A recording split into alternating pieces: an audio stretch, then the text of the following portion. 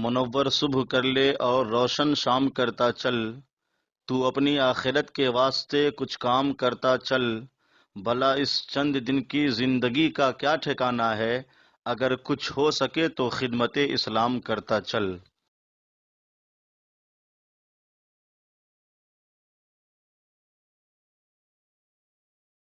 سورہ بقرہ کی آیت نمبر 72، سورہ بقرہ کا 9واں رکوع اور پہلے پارے کا بھی 9واں رکوع۔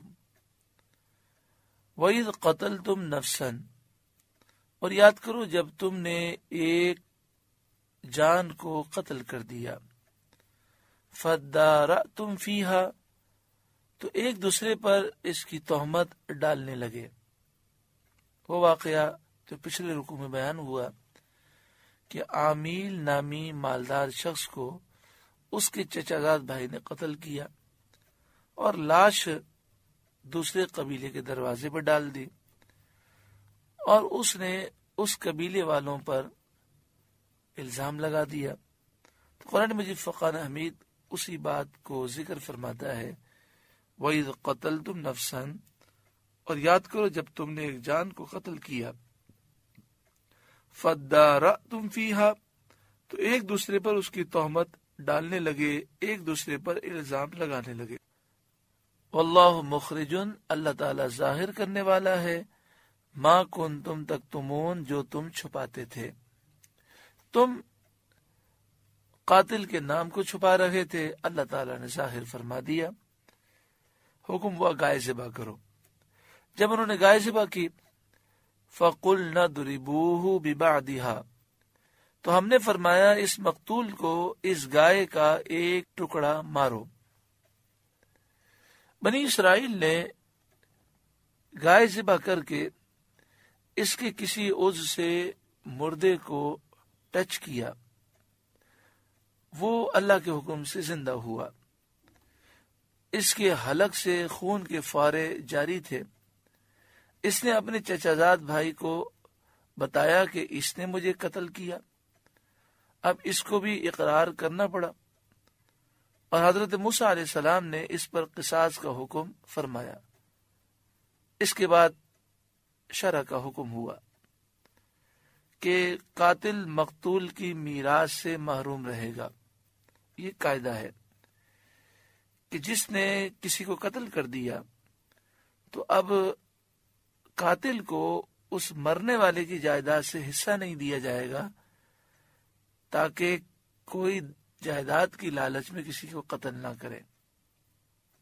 فَقُلْنَا اضْرِبُوهُ بِبَعْضِهَا، تو ہم نے فرمایا اس مقتول کو اس گائے کا ایک ٹکڑا مارو، یہاں مارو سے مراد ہے ٹچ کرو۔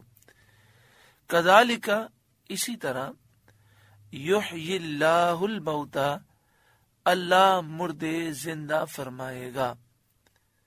یعنی جس طرح یہ زندہ ہوا، اسی طرح اللہ تبارک و تعالی کل بروز قیامت مردوں کو زندہ فرمائے گا۔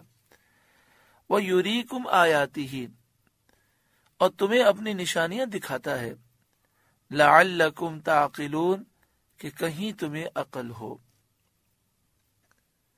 یہ نشانیاں اس لیے دکھائی جاتی ہیں تاکہ تم سمجھو بے شک اللہ تعالی مردے زندہ کرنے پر قادر ہے، اور قیامت کے دن مردوں کو زندہ کرنا اور حساب لینا یہ حق ہے۔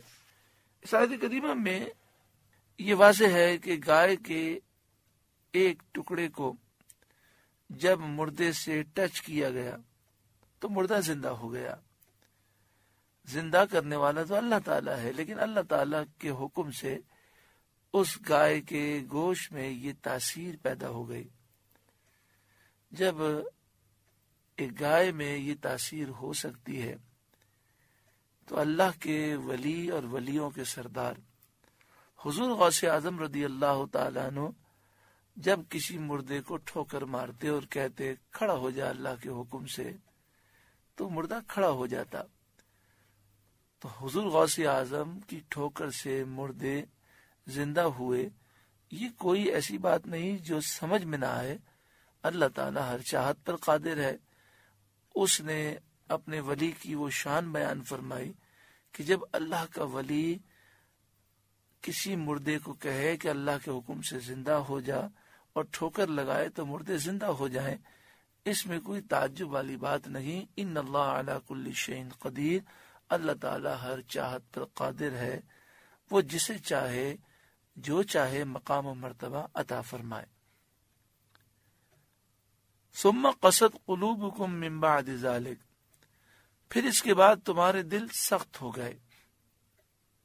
فہی کالحجارہ، تو وہ پتھروں کی مثل ہے، او اشد قسوہ، بلکہ ان سے بھی زیادہ سخت ہیں۔ اے بنی اسرائیل، ایسے عظیم قدرت کے تم نے نشانات دیکھے لیکن پھر بھی عبرت حاصل نہ کی۔ آگے ارشاد فرمایا وَإِنَّ مِنَ الْحِجَارَةِ لَمَا يَتَفَجَّرُ مِنْهُ الْأَنْهَارُ، اور پتھروں میں تو کچھ وہ ہیں جن سے نہریں بہہ نکلتی ہیں۔ وَإِنَّ مِنْهَا لَمَا يَشَّقَّقُ فَيَخْرُجُ مِنْهُ الْمَاءُ، اور کچھ وہ ہیں جو پھٹ جاتے ہیں تو ان سے پانی نکلتا ہے۔ وَإِنَّ مِنْهَا لَمَا يَهْبِطُ مِنْ خَشْيَةِ اللَّهِ، اور کچھ وہ ہیں کہ اللہ کے ڈر سے گر پڑتے ہیں۔ حضرت صدر الافاضل علامہ مولانا نعیم الدین مراد آبادی علیہ رحمہ لکھتے ہیں کہ پتھروں میں بھی اللہ نے ادراک و شعور دیا ہے، انہیں خوف الہی ہوتا ہے، وہ تسبیح کرتے ہیں۔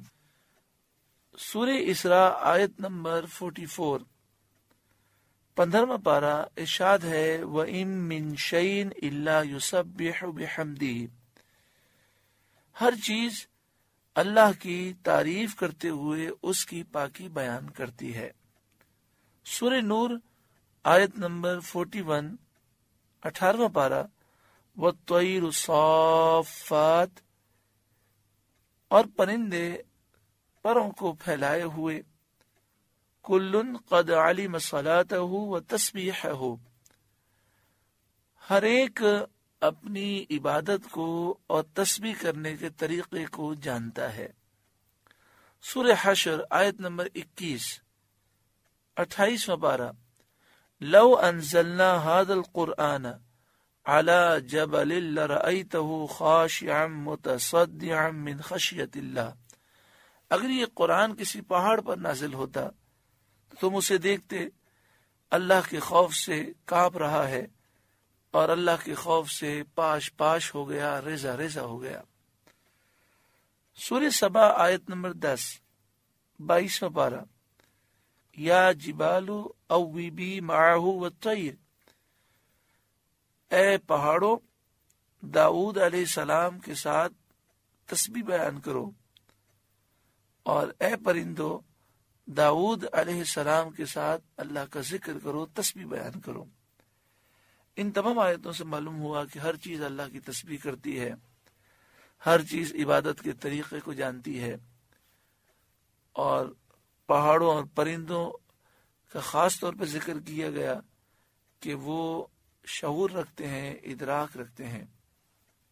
مسلم شریف حدیث نمبر 2277، عن جابر بن سمرہ رضی اللہ تعالیٰ عنہ قال، حضرت جابر بن سمرہ رضی اللہ تعالیٰ عنہ سے روایت ہے، قال رسول اللہ صلی اللہ علیہ وسلم، رسول اللہ صلی اللہ علیہ وآلہ وسلم نے فرمایا، انی لأعرف حجرا بمکہ، بے شک میں مکے میں ایک پتھر کو جانتا ہوں، کان یسلم علی قبل ان ابعث، اعلان نبوت سے پہلے وہ مجھے سلام کیا کرتا تھا، وانی لأعرفہ الآن، اور بے شک میں اسے اب بھی جانتا ہوں۔ تو آپ دیکھیں ان تمام دلائل سے یہ بات واضح ہو رہی ہے کہ پتھر بھی حضور کو پہچانتے ہیں، اللہ کو پہچانتے ہیں، اللہ کا ذکر کرتے ہیں۔ ترمذی شریف حدیث نمبر 3626، عن علی قال كنت مع رسول اللہ صلی اللہ علیہ وسلم بمکہ، حضرت علی رضی اللہ تعالیٰ عنہ سے روایت ہے کہ میں نبی کریم صلی اللہ علیہ وآلہ وسلم کے ساتھ مکے میں تھا، فخرجنا الى بعض نواحیها، تو ہم مکے سے باہر گئے، یعنی میں نبی کریم صلی اللہ علیہ وسلم کے ساتھ مکے سے باہر گیا، فما استقبلہ شجر ولا جبل الا وهو یقول، کوئی بھی درخت یا کوئی بھی پتھر پہاڑ سامنے آتا، سرکار وہاں سے گزرتے تو وہ کہتا السلام علیک یا رسول اللہ، یعنی وہ حضور پر سلام پیش کرتا۔ مرقات شریف 10ویں جلد صفحہ نمبر 256، حضرت علامہ علی قاری علیہ رحمہ فرماتے ہیں کہ درختوں اور پہاڑوں نے نبی اکرم صلی اللہ علیہ وسلم پر سلام پڑھا، یہ آپ صلی اللہ علیہ وسلم کا معجزہ ہے، اور حضرت علی رضی اللہ تعالی عنہ نے اس سلام کو سنا، یہ حضرت علی کی کرامت ہے، کیونکہ بے جان چیزوں کے بولنے اور پڑھنے کی آواز سننے سے ہمارے کان عاجز ہیں، ہمارے کان سن نہیں سکتے۔ اسی طرح آپ دیکھیں بخاری شریف کتاب المناقب باب علامات النبوت فی الاسلام، حدیث نمبر 3585، نبی کریم صلی اللہ علیہ وآلہ وسلم ایک کھجور کے تنے سے ٹیک لگاتے تھے خطبہ دیتے ہوئے، فکان نبی صلی اللہ علیہ وسلم اذا خطب یقوم الى جذع منها، فلما صنع له المنبر، پھر آپ صلی اللہ علیہ وسلم کے لیے ممبر بنایا گیا، وکان علیہ، تو آپ صلی اللہ علیہ وآلہ وسلم نے جمعے میں خطبہ اس ممبر پر دیا، فسمعنا لذلك الجذع صوتا كصوت العشار، تو یہ لکڑی کا بے جان تنا یہ ایسے حضور کے فراق میں زور زور سے رونے لگا جیسے کوئی اونٹنی روتی ہے جس کے ہاں بچے کی ولادت ہوئی ہو اور بچہ اسے چھین لیا جائے تو اس کے فراق میں بڑے درد سے وہ روتی ہے، ایسا وہ رونے لگا، حتی جاء النبی صلی اللہ علیہ وسلم، یہاں تک کہ نبی کریم صلی اللہ علیہ وآلہ وسلم اس تنے کے بعد تشریف لے گئے، فوضع یدہ علیہا فسکنت، تو آپ صلی اللہ علیہ وسلم نے اپنا دست مبارک اس کے اوپر رکھا، دوسری حدیث پاک میں کہ آپ نے اسے سینے سے لگا لیا تو اسے قرار آ گیا۔ ایک حدیث پاک میں یہ ہے کہ پھر حضور نے اس سے کلام کیا، صحابہ نے پوچھا یا رسول اللہ آپ یہ کیوں فرما رہے تھے کہ افعل کذا فعلت کذا، میں نے ایسا کر دیا، میں ایسا کروں گا، میں نے ایسا کر دیا، تو آپ صلی اللہ علیہ وآلہ وسلم نے فرمایا کہ اس درخت نے مجھ سے کہا کہ اگر اب آپ کا سینہ مبارک مجھ سے جدا ہوا تو میں ایسا روؤں گا کہ پھر قیامت تک روتا رہوں گا، تو آپ نے فرمایا میں نے اس سے کہا کہ یا تو اس پر راضی ہو جا کہ میں مدینہ شریف کے کسی باغ میں تجھے لگا دیتا ہوں، قیامت تک اہل مدینہ تیرے پھل کو کھائیں گے، یا اس پہ راضی ہو جا کہ میں تجھ سے وعدہ کرتا ہوں کہ میں تجھے جنت میں لگاؤں گا اور اہل جنت تیرے پھل کو کھائیں گے۔ تو اس نے کہا کہ میں دوسری بات پہ راضی ہوں، مجھے جنت میں آپ لگا دیجئے گا۔ تو آقا دو جہاں صلی اللہ علیہ وسلم نے فرمایا کہ میں نے اس سے کہا کہ میں ایسا ہی کروں گا، فعلت کذا، میں نے ایسا ہی کر دیا۔ پھر حدیث پاک میں ہے کہ اس کھجور کے خشک تنے کی تدفین ہوئی جیسے انسان کی تدفین ہوتی ہے، اور آج بھی آپ مسجد نبوی شریف جائیں ریاض الجنہ میں تو جہاں محراب النبی ہے صلی اللہ علیہ وسلم، یعنی محراب کا وہ حصہ جہاں نبی کریم صلی اللہ علیہ وآلہ وسلم نے نمازیں ادا فرمائی ہیں، تو اس محراب کے سیدھی طرف جو پلر ہے اس کے اوپر لکھا ہے استوانہ حنانہ، اور یہ اشارہ اس طرف ہے کہ اس کے نیچے وہ ستون موجود ہے، اس کی تدفین ہوئی ہے، جسے کل بروز قیامت پیارا آقا صلی اللہ علیہ وآلہ وسلم جنت میں لگائیں گے۔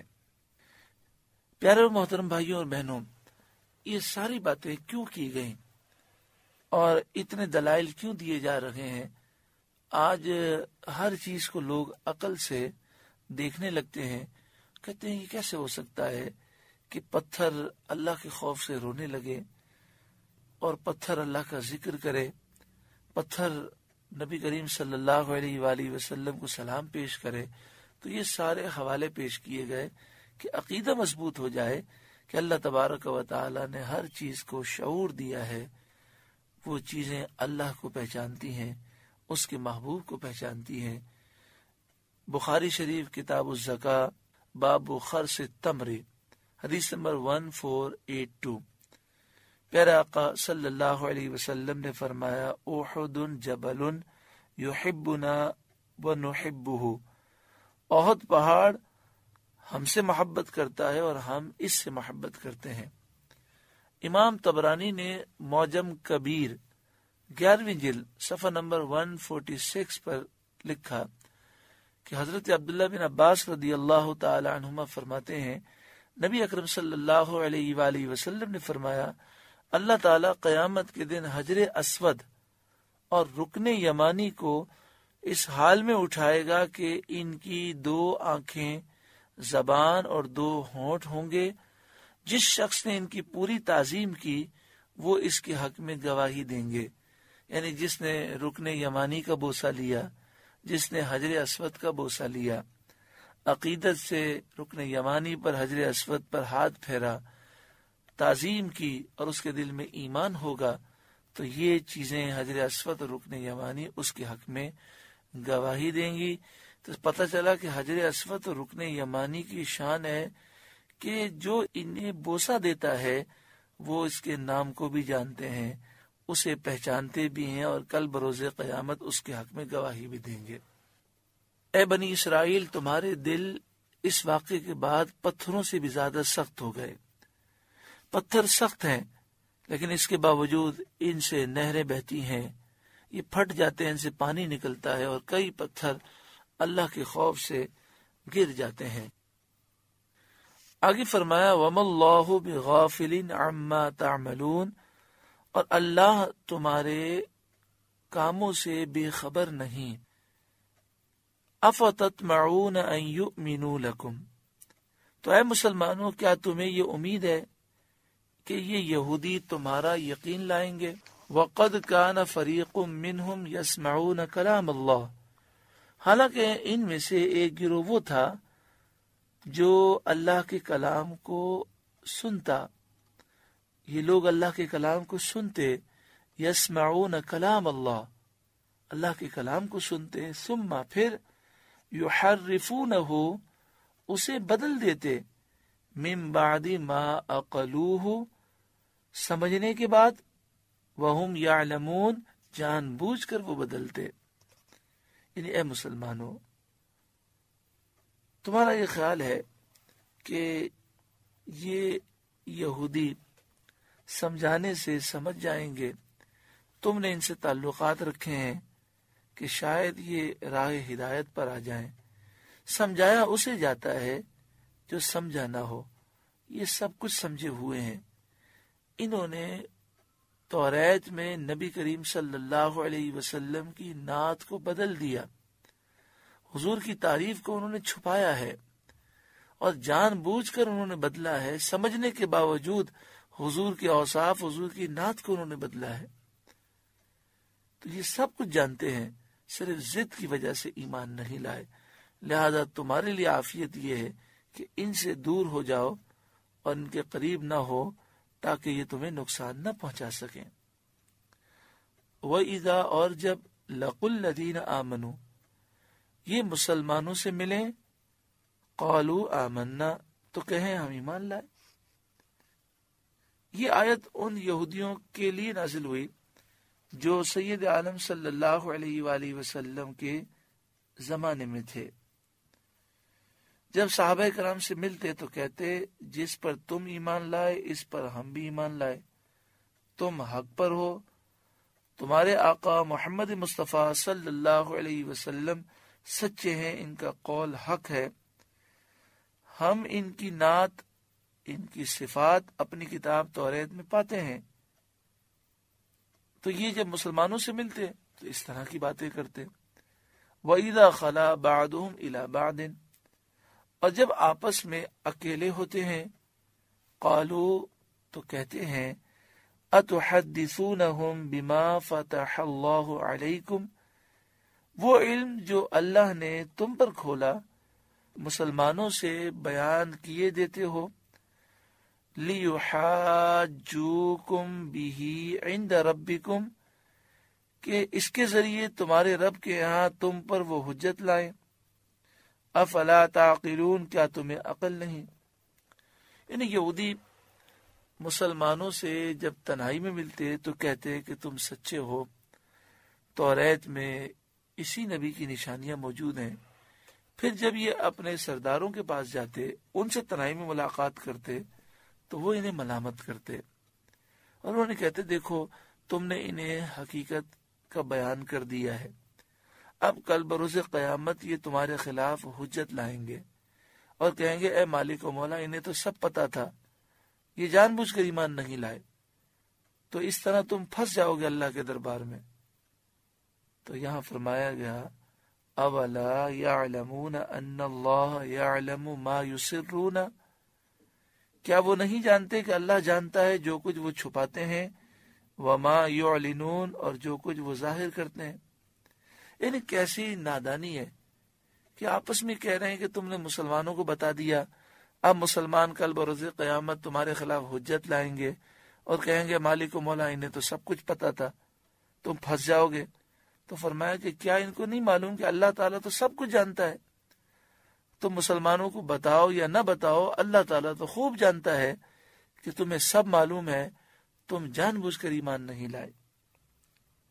وَمِنْهُمْ أُمِّيُّونَ لَا يَعْلَمُونَ الْكِتَابَ، اور ان میں کچھ ان پڑھ ہیں جو کتاب کو نہیں جانتے، إِلَّا أَمَانِيَّ، مگر زبانی پڑھ لینا، یا کچھ اپنی من گھڑت.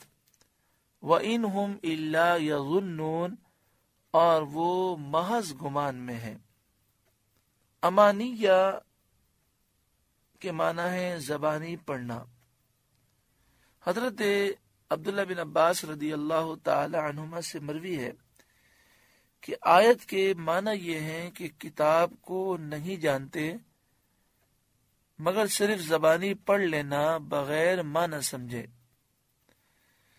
بعض مفسرین نے یہ معنی بھی بیان کیے ہیں کہ امانیہ سے وہ جھوٹی گڑی ہوئی باتیں مراد ہیں جو یہودیوں نے اپنے علماء سے سن کر بے تحقیق مان لی تھیں.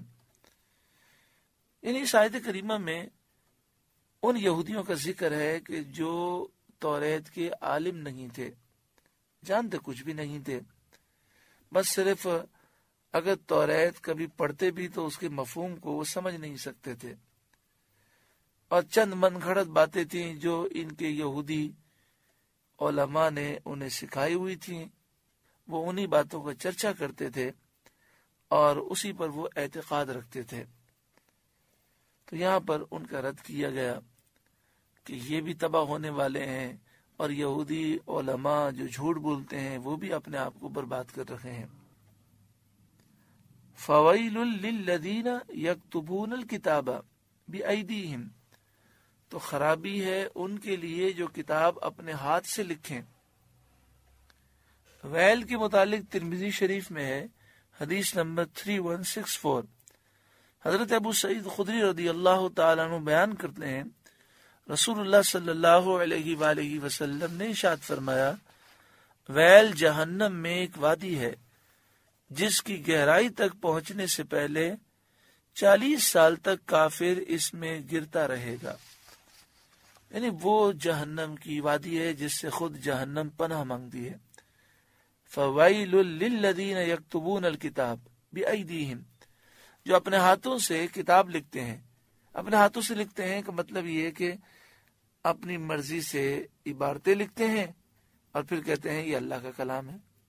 ان کے لیے جہنم کی سب سے ہولناک وادی ہے.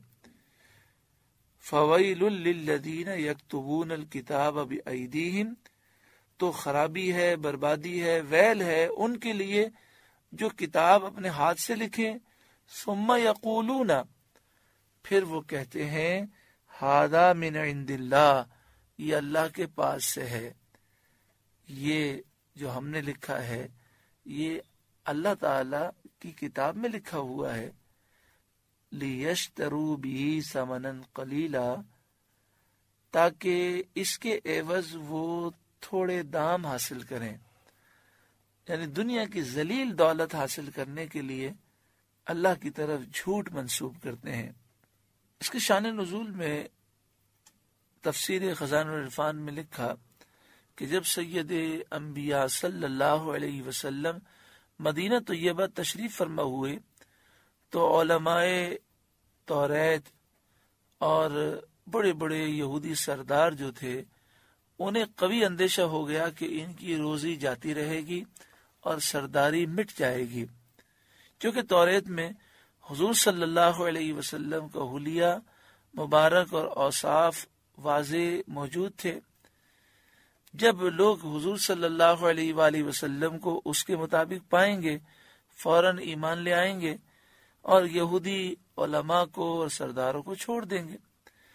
اس اندیشے سے انہوں نے توریت میں تحریف و تغیر کیا، حلیہ شریف بدل دیا۔ مثلا توریت میں آپ کے اوصاف یہ لکھے تھے کہ آپ خوبصورت ہیں، بال خوبصورت ہیں، آنکھیں سرمگی ہیں، درمیانہ قد ہے۔ اس کو مٹا کر انہوں نے یہ بنایا کہ آپ بہت لمبے قد والے ہیں، بال آپ کے الجھے ہوئے ہیں، نعوذ باللہ من ذالک۔ یہی عوام کو سناتے، یہی کتاب الہی کا مضمون بتاتے، کہتے یہی اللہ کا حکم ہے، یہی توریت میں لکھا ہے، اور سمجھتے کہ جب لوگ نبی کریم صلی اللہ علیہ وآلہ وسلم کو دیکھیں گے تو وہ کہیں گے کہ ان کا قد تو درمیانہ ہے، اور توریت میں تو لکھا ہے کہ وہ بہت لمبے قد کے ہوں گے، تو پھر یہ حضور پر ایمان نہ لائیں گے، ہمارے ہی غلام رہیں گے، ہم سے ہی محبت کرنے والے رہیں گے، اور ہمارے نذرانوں میں کمائی میں کوئی فرق نہ آئے گا۔ تو اس کے لیے انہوں نے سارے کام کیے۔ اس سے معلوم ہوا کہ نبی کریم صلی اللہ علیہ وآلہ وسلم کی صفات کو چھپانا، آپ کی نعت چھپانا، اس میں رد و بدل کرنا، یہ مسلمانوں کا کام نہیں ہوتا، یہ یہودیوں کا کام ہے۔ اللہ تبارک و تعالی کرم فرمائے، آج بہت سے ایسے لوگ ہیں جو اپنے آپ کو مسلمان کہتے ہیں لیکن قرآن و حدیث سے حضور کی صفات، حضور کی شان وہ بیان کرنے کے لیے تیار ہی نہیں ہوتے۔ اللہ انہیں ہدایت نصیب فرمائے۔ آگے فرمایا فَوَيْلٌ لَهُم مِّمَّا كَتَبَتْ أَيْدِيهِمْ، تو خرابی ہے ان کے لیے ان کے ہاتھوں کے لکھے سے، وَوَيْلٌ لَهُم مِّمَّا يَكْسِبُونَ، اور خرابی ہے ان کے لیے اس کمائی سے، یعنی جو انہوں نے توریت میں تحریف کی اور اپنے ہاتھ سے لکھا، یہ لکھنا بھی انہیں برباد کرے گا، اور اس لکھنے سے جو انہوں نے نذرانے اور کمائیاں وصول کی، یہ حرام مال بھی انہیں برباد کر دے گا۔ وقالو، وہ بولے، لن تمسنا النار الا ایاما معدودا، ہمیں تو آگ نہ چھوئے گی مگر گنتی کے دن۔ حضرت عبداللہ بن عباس رضی اللہ تعالی عنہما سے مروی ہے کہ یہودی کہتے تھے کہ وہ جہنم میں ہرگز داخل نہ ہوں گے مگر صرف اتنی مدت کے لیے جتنے عرصے ان کے باپ داداؤں نے بچڑے کی پوجا کی تھی، اور وہ 40 دن ہے، اس کے بعد وہ عذاب سے چھوٹ جائیں گے۔ لہذا 40 دن تو لازمی ہر یہودی کو جہنم میں جانا ہے، باقی اس کے علاوہ وہ جو کچھ بھی کرے کوئی فرق نہیں پڑتا۔ جب ان کا یہ نظریہ تھا تو اس لیے یہ ہر گناہ کرنے کے لیے اور ہر فراڈ کرنے کے لیے تیار رہتے تھے۔ قل، اے محبوب آپ فرمائیے، اتخذتم عند اللہ عہدا، کہ اللہ سے تم نے کوئی عہد لے رکھا ہے، فلن یخلف اللہ عہدہ، جب تو اللہ ہرگز اپنا عہد خلاف نہ کرے گا۔ اگر تمہارے پاس کوئی دلیل ہے تو بتاؤ، اللہ تعالیٰ نے تم سے وعدہ کیا ہو کہ میں تمہیں صرف 40 دن جہنم میں ڈالوں گا، پھر چاہے تم جو کچھ بھی کرو تمہارے لیے جنت ہی جنت ہے۔ ام تقولون علی اللہ ما لا تعلمون، یا اللہ پر وہ بات کہتے ہو جس کا تمہیں علم نہیں، اللہ پر جھوٹ باندھتے ہو؟ بلا، ہاں کیوں نہیں، من کسب سیئۃ، جو گناہ کمائے، وَأَحَاطَتْ بِهِ خَطِیئَتُهُ، اور اس کی خطا اسے گھیر لے، یعنی اس کا خاتمہ کفر پر ہو، فَأُولَئِكَ أَصْحَابُ النَّارِ، تو یہی جہنمی ہیں، ہم فیہا خالدون، اس میں ہمیشہ رہیں گے۔ جنتی کون ہے؟ والذین آمنوا، اور وہ لوگ جو ایمان لائے، وعملوا الصالحات، اور انہوں نے اچھے کام کیے، اولئک اصحاب الجنہ، وہی جنتی ہیں، ہم فیہا خالدون، انہیں ہمیشہ اس میں رہنا ہے، وہ جنت میں ہمیشہ رہیں گے۔ سورہ بقرہ کا 9واں رکوع مکمل ہوا۔ اس کے نور سے ہمارے قلوب کو رب العالمین روشن فرمائے۔ آخر میں ہم نے جنت کا ذکر سنا۔ دعا فرمائے اللہ تعالی ہمیں وہ اعمال عطا فرمائے کہ جس سے اللہ راضی ہو، اس کے محبوب راضی ہوں، اور اللہ تعالی ہمیں جنت میں اپنے محبوب صلی اللہ علیہ وسلم کا پڑوس عطا فرمائے۔ آمین بجاہ سید المرسلین صلی اللہ علیہ وسلم۔